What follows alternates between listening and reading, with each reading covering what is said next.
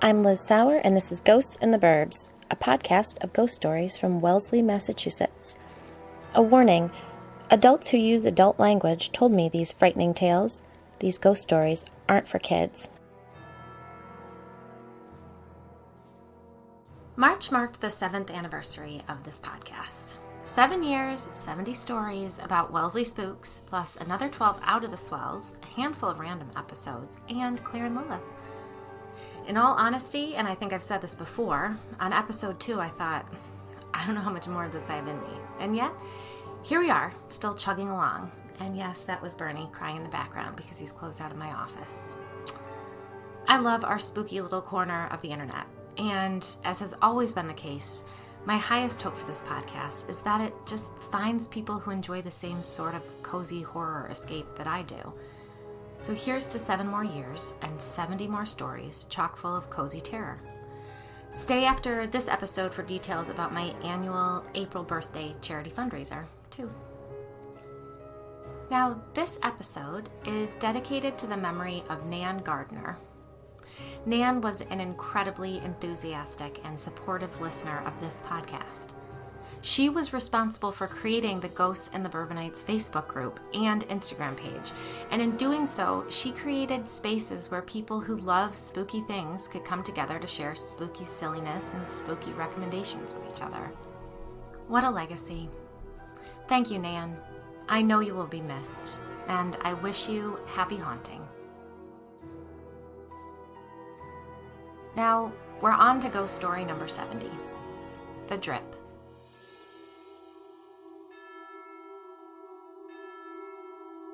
And we're moving again. For real. The house is sold, but I haven't any idea where we're headed. Of course, we'll stay in Wellesley. You'd have to drag me out of this spooky little town kicking and screaming, but house hunting this time around has been interesting. And by interesting, I mean uniquely draining. The girls are old enough now to have an opinion about where we live, and boy, do they. Chris and I feel too old to take on a mature house that needs updating, but that is exactly what our budget can handle. And this will be our 5th move in about 9 years.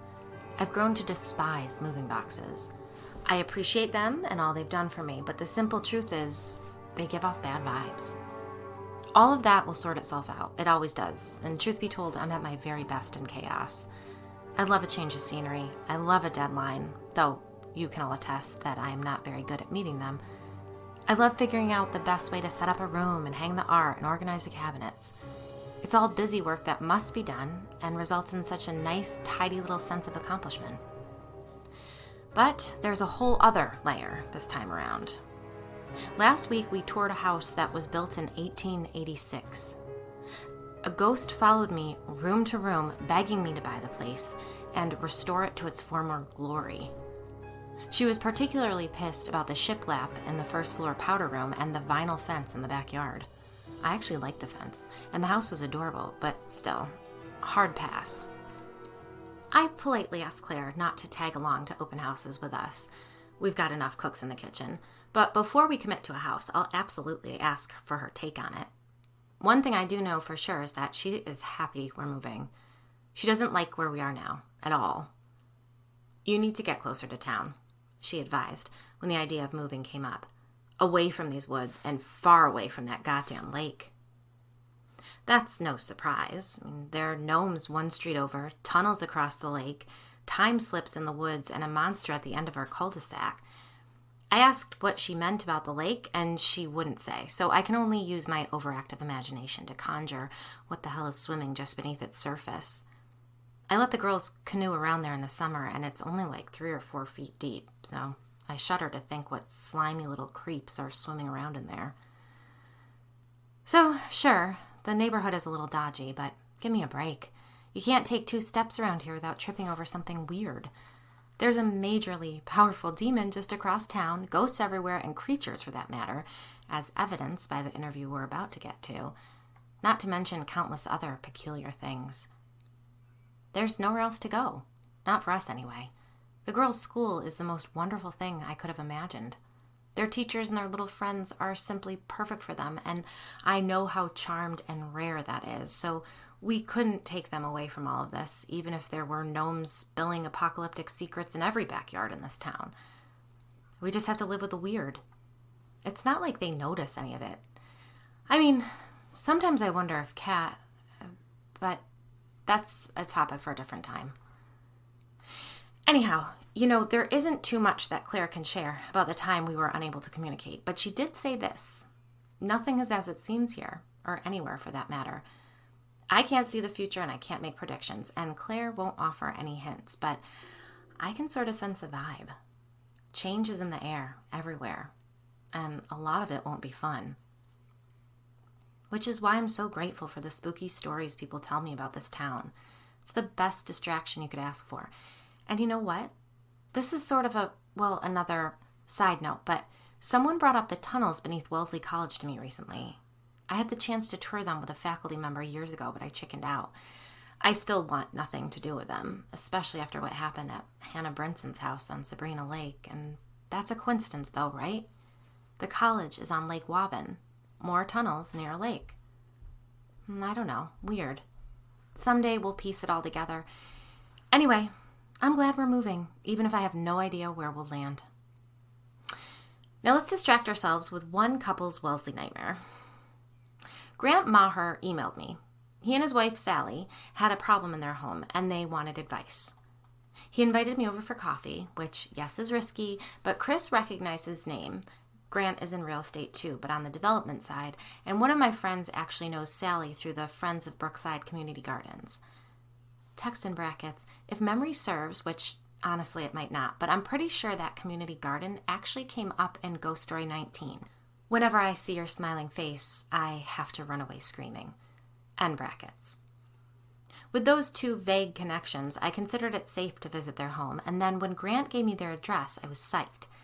I draw gobs of inspiration for my writing in this town, as evidenced by this freaking blog and podcast, and I actually wrote their house into one of the earlier versions of the ever being rewritten cul-de-sac. It's this little cottage at the end of a dead-end street backed onto the Brookside path. One of the many walking paths through town, the Brookside runs about 2 miles through the heart of Wellesley. It might be 3 miles, actually. I can't remember which, but either way. The house came up for sale about a year ago, and I actually creeped the photos because I've always been so nosy about it. Oh, wow, I breathed, stepping through the front door. You guys have done such a great job with this house. Thank you, Sally replied, closing the door behind me. Have you been here before? Caught, I grimaced in embarrassment. No, sorry. I've just walked past it so many times on the path, and then when it was up for sale, I was all over the listing photos. Her eyes narrowed almost imperceptibly, but I definitely caught her irritation. Fresh paint and curtains can work wonders, she said dismissively. I'm Grant, her husband offered. Here, come in. We can sit at the kitchen table. We are so grateful you're here. Sally looked anything but grateful. A few years back, the effortlessly pretty, devastatingly thin, highlighted blonde would have intimidated the hell out of me. Now, not so much. I have enough to fret about without wondering if someone I don't particularly care for likes me. So I sat at the table and made small talk with her while Grant made coffee. She warmed up a minuscule amount when I mentioned our shared acquaintance, but man, her guard was up. Grant delivered the coffee. I sipped the Nespresso, black with 2 sugars, from a dainty glass mug, suppressed a wince, and smiled reassuringly at the troubled couple across the kitchen table. You sure you don't want any creamer? Grant asked. Thank you. No, this is perfect, I replied, thinking longingly of my soy vanilla chemical wash at home. Again, I continued, gazing out the picture window behind them, overlooking a small, well-landscaped lawn and the wooded path and stream beyond. You did a beautiful job updating the house. Thank you, Sally replied. We did enjoy it for a time. It really has been the perfect house for us, Grant enthused, earning a huff of disagreement from Sally. Ignoring her, he went on, It was brutal in the city during quarantine, and we started daydreaming about space, a small yard, our own washer and dryer, someplace we could fix up ourselves. And then this listing came up on Zillow, and we totally fell in love with it. It was a well-laid trap, Sally muttered. Well, sure, he said, his gaze momentarily sliding towards his wife.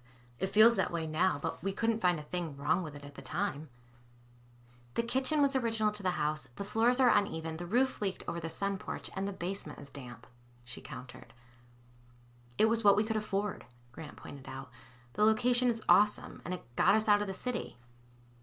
That's my point, Sally insisted. The timing, the price, the location were too perfect, like we were lured here. You think something in the house influenced you to buy it? I asked.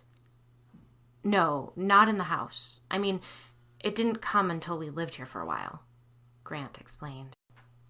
Behind them, an orange tabby leapt effortlessly up onto the window ledge, startling me and causing me to jump.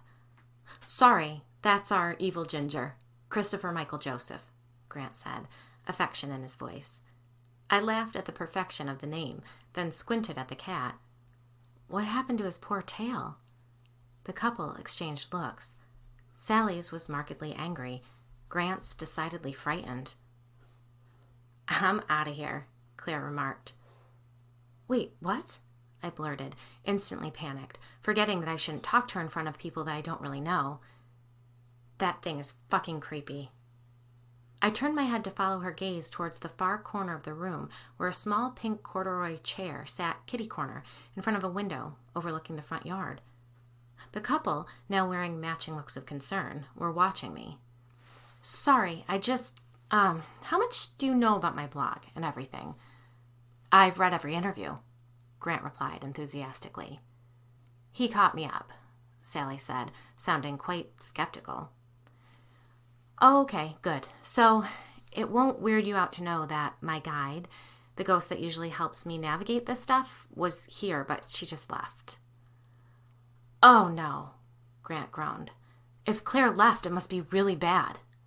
Not necessarily, I offered. Maybe she thinks I can easily handle whatever's going on here. Oh, okay, he enthused. I totally trust her judgment. Sally held up a hand. Slow down. Who is Claire? Grant actually turned his body toward her in his seat. Long story short, Claire was a teen girl who was accidentally murdered, at least that's what her friends claim, at Morse Pond. The teens trapped her soul and cast a spell so they could make wishes for their future, but it got out of hand, and then she started haunting them and brought back her boyfriend, who sadly took his life the winter after she died.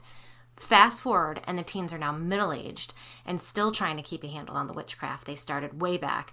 Chris met them, and Claire sort of attached to her, and then Liz realized she could hear ghosts and eventually see them. Now they're like a team.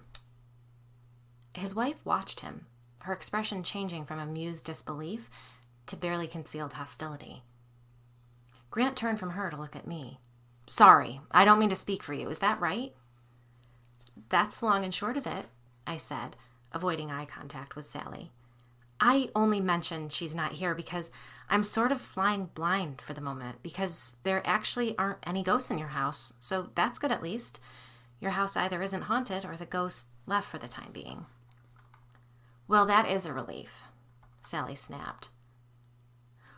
We aren't worried about spirits, Grant explained. It's something else, some kind of creature. He calls it the drip. Interesting.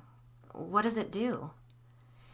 It's kind of mischievous, Grant began. Just lots of nuisance stuff.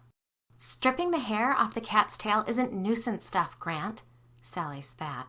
It's violent, and I think you might feel a little differently about it if you were the one being targeted. Oh, so you're getting the brunt of it then, I surmised. You can say that. Sally pulled up her sleeve and pushed her left arm towards me. There was a small oval-shaped mark above her wrist. I leaned forward to get a better look and immediately regretted it. It was a bite, a tiny, nasty bite, scabbed over and surrounded by a fading blue-green, actually more green than blue, which was concerning bruise. Otho would have described the color more accurately as viridian. I pulled back. It did that? When? Sally pulled her sleeve back down. 3, maybe 4 days ago. I was just sitting on the couch trying to read, and Grant was on a work call, and I asked him to lower his voice, and then this. She pointed to her arm. It looks like it hurt. It did. What about the cat? That happened last week. We aren't exactly sure how, but it doesn't seem to have hurt him at all. I considered what they were saying and began to assume they were dealing with an earth spirit, some kind of mischievous and relentless thing whose attention they'd unfortunately caught. I wondered how they would react to being told they had to move. Wait, why do you call it the drip? I asked. Well, that's how it all started, with the noise. Dripping, explained Derek. We had the roof fixed in the sunroom. Sally jumped in. There was a leak there, but nowhere else. We had a new roof put on. They assured us it was all secure. But we still heard the dripping. It sounded like it was in the wall beside our bed. We called a plumber, but she told us there weren't any pipes in the wall, or the ceiling above the bed for that matter. We do have steam heat, Grant pointed out. The scene with Buddy the Elf calling Walter about the horrible noise coming from the box beneath the window popped into my mind. I nodded in understanding. You thought maybe it was the pipes. Yes and no, said Grant, shaking his head. It was definitely dripping, not knocks or bangs or anything. It came and went, and it actually moved around the house. It felt like it followed me wherever I went. Huh. I thought you were being the one targeted. Sally nodded. I am. I waited for her to go on, but she just looked down at her hands.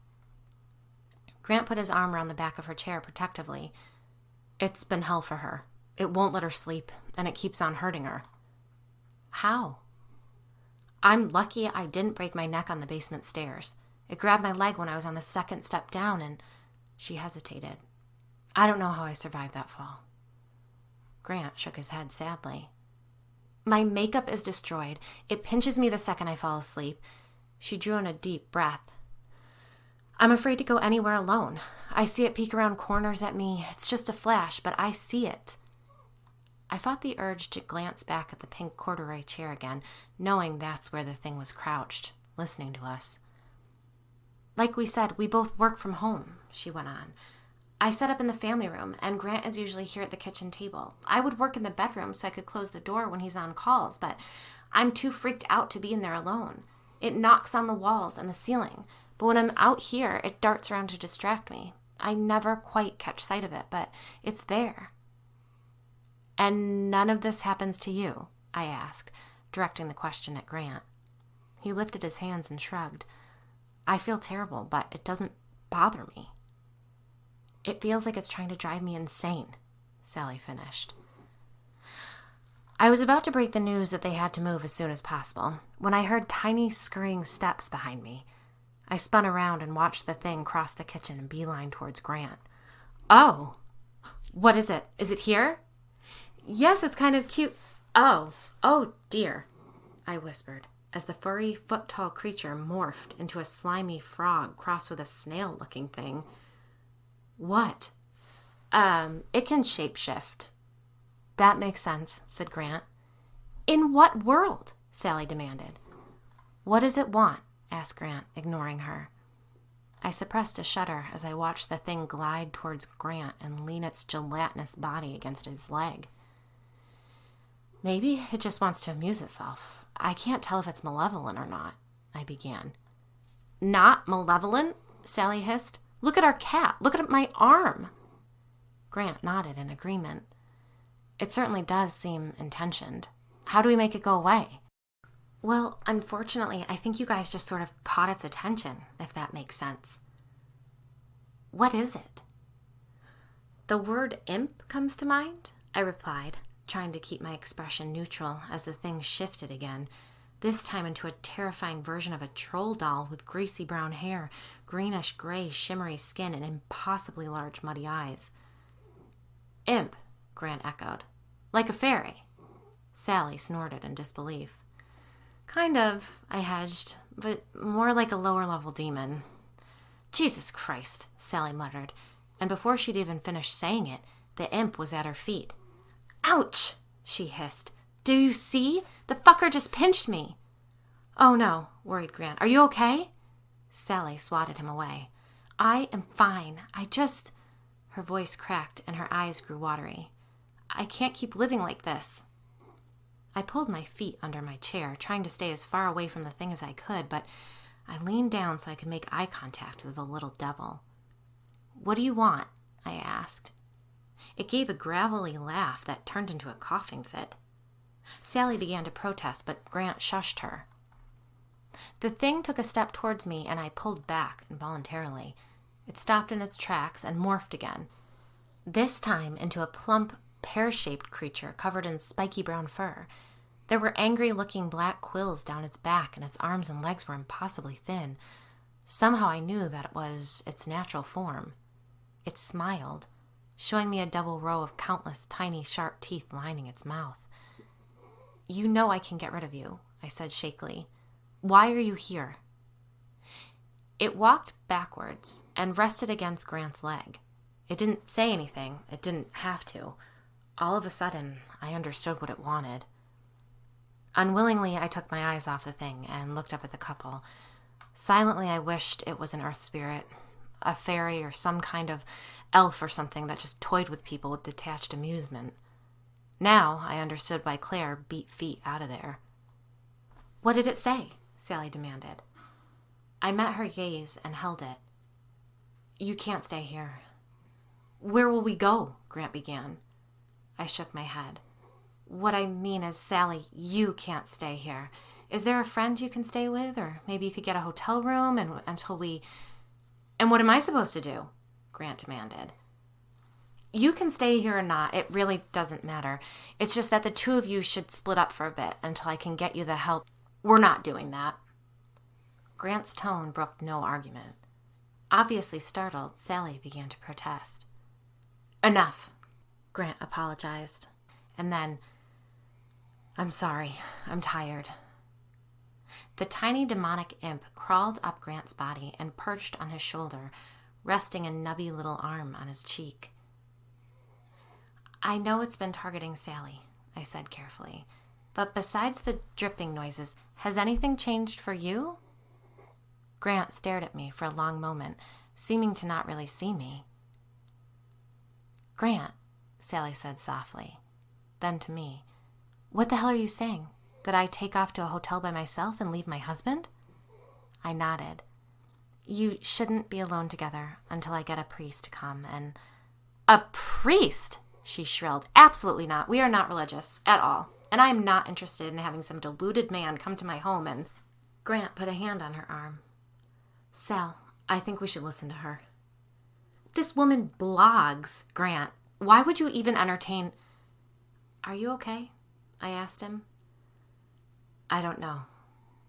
"What is she talking about?" Sally demanded. "Sorry, Sal. It's just sometimes I get these ideas, and I know they're not mine, and I didn't feel like I could tell you." "Ideas?" "Sometimes I do things that I don't mean to. It's like I'm not really me." She stared at him. "What things?" He looked like he was about to start crying. "I didn't mean to scare you. It wasn't really me. She pushed back from the table and stood up. "I'm going to my brother's," she said, her voice shaky. "I don't know what this is," she pointed between the two of us, "but if you did all of this as some sick prank, Grant, I swear to fucking God." "No, I just thought if she was here, I could get you to understand. It's not me. Something really is happening here. I'm not doing this on purpose. Liz, explain it to her so we can..." But Sally was done. She abruptly left the room for the kitchen, returned not 3 seconds later with a purse, a hot pink-sized medium Longchamp tote with brown leather handles, really very cute, in one hand and car keys in the other. Then she walked out the front door without another word. Immediately, I felt like I was in significant danger. I stood. "I'm sorry. I didn't realize sooner. I thought it was just a..." I trailed off, noting the change in his demeanor. He was angry and barely containing it. "Look, I will call you as soon as I have someone who can help, okay?" He rubbed his beard roughly, then let his hands drop to his lap. Suddenly, he looked utterly exhausted, as if he'd spent the very last of his energy on the conversation. "I'm really worried," he said. "I know." Once outside, I rushed to my car and locked the door. "Creepy little fucker, huh?" I screamed and dropped my phone between the car seat and center console. "Damn it, Claire." "Leave it. You need to get out of here," she insisted. I did. I drove to Linden Square and scored a parking spot right in front of the Starbucks, then dug out my phone. Looking at the screen, I sucked in a breath. Oh no. What is it? I clicked the screen and scanned the text. Kate Dilvish wants to meet me for coffee. Oh, wow, said Claire. Already?